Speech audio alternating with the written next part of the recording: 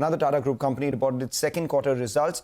The EBITDA per ton came in much better than street expectations. In fact, Nigel D'Souza caught up with TV Narendran and began by asking him about the quarter gone by and how Chinese prices have moved. Have they bottomed out? Listen in.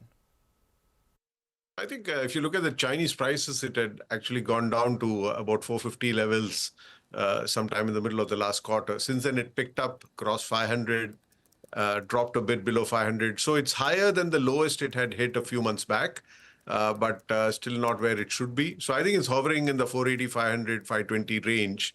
And we're looking to see what happens going forward. The Chinese government has announced another stimulus. So let's see if that has an impact. But exports from China continues to concern us. In September also, they exported more than 10 million tons. So I think it's bottomed out, but we want to see more evidence to that. And what about pricing for you? If I compare quarter three pricing in comparison to quarter two, there are a couple of price hikes that are pushed through. So what is the difference? Yeah, so we have pushed through some price hikes, but still, if you look at the July prices, they were much higher. So on an average, we are expecting this quarter to be about 2,000 rupees lower than the average of the last quarter. All right, 2,000 rupees lower. That's for the India operations or for on a blended basis? That's for the India operation. Okay, all right. What about coking coal costs then? You know, you were hinting that you should get a benefit of around $20 per ton in the past quarter. Did that come about? And for quarter three, will it also be lower? Yes. So last quarter, we had a $20 reduction as we had guided. And for this quarter as well, for Q3 as well, we expect coking coal consumption cost to be about $20 per ton lower in Q3 compared to Q2. Okay. All right. Let's focus on the India business then, because you'll get a benefit of lower coking coal costs, which was down by $20. Another $20 is what is due. But you're also telling us that on the India business, the pricing will be lower. So how does it shape up? What is the trajectory with regard to the EBITDA per ton for the India business? Well, EBITDA per ton for the India business, I don't want to give you a specific guidance, but obviously there continues to be pressure. We're waiting to see how the rest of the quarter plays out. Some of the reduction in the realizations is offset by the coking coal reductions. But let's wait and see. I think it will not be higher, that much I can tell you. Let's try to see whether we can keep it as close to the current level as possible. It may be slightly lower. Okay. And additional volumes, operating leverage could play out since you have commissioned one of your units.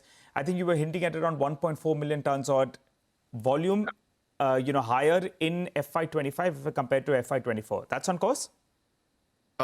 Close to that. I think what has happened is in India, the blast furnace has started. So we're expecting at least 1.1 million tons additional from Kalinganagar.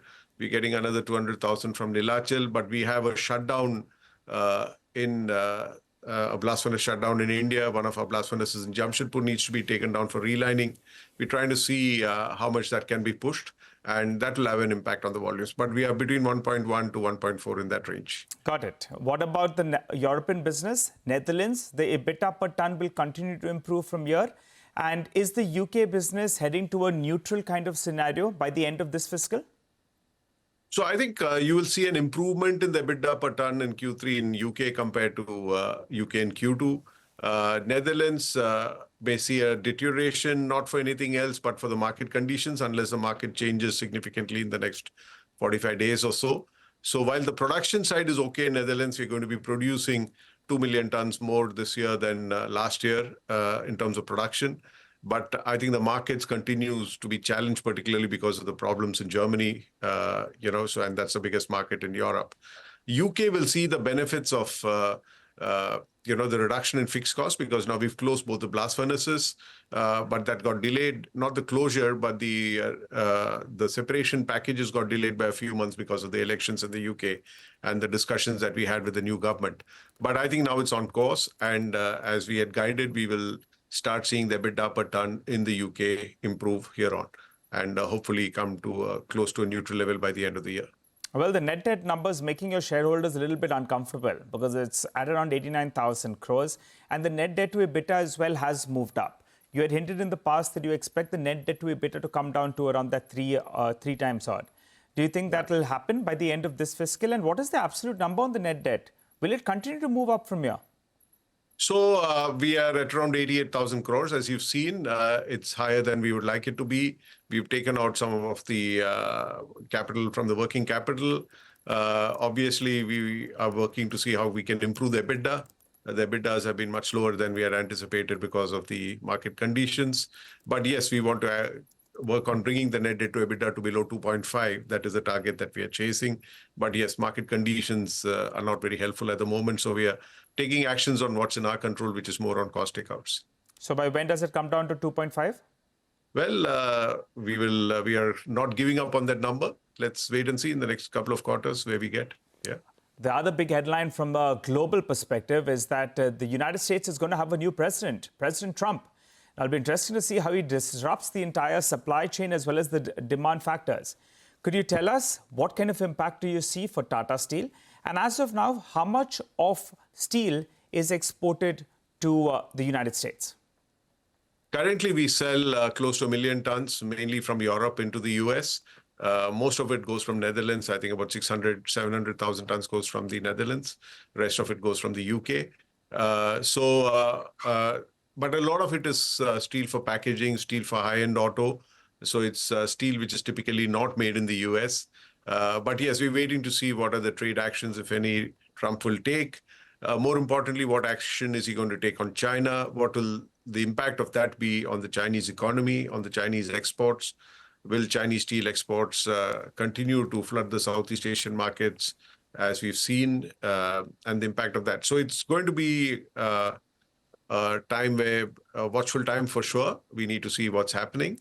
But the other side of it is, I think Europe will invest more and more in taking care of their own destiny. And that means investments in Europe hopefully should increase. And that's good for us in Europe. Okay, all right. Talking about protection, what about the Indian government? There has been a plea that's been made to increase duties and protect the domestic steel industry. What level of duties would be satisfactory according to you and be enough to protect it from imports at current pricing? And have you heard anything that it could be levied sooner rather than later? Well, we continue to represent to the government. They are looking at it. I think they have their own concerns, which they will need to address. But I think the larger point we are making is this is one of those sectors which has really announced a lot of private sector investment. I think the steel industry, between all the steel majors, have announced more than 100,000 crores of investments. So it's an opportunity for the country to get the private sector investment back on track.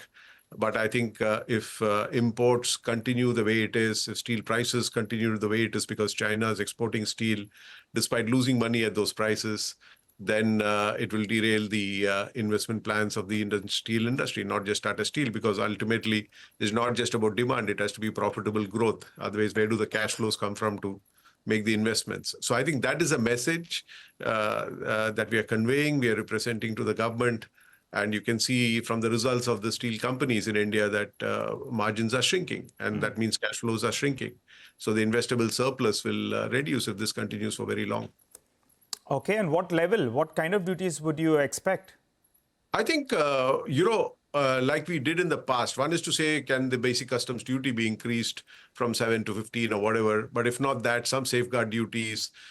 Something needs to be done fast because, other countries have moved fast. The US have already imposed duties. Canada has imposed duties. EU is doing so. So the longer we take, the more the damage that is done. And, we should not forget that when steel prices went up, there was an export duty. So if we can't ride the upside when steel prices go up, then we certainly need some support in the downside. The management of Tata Steel, but numbers coming in thick and fast. Both the Nifty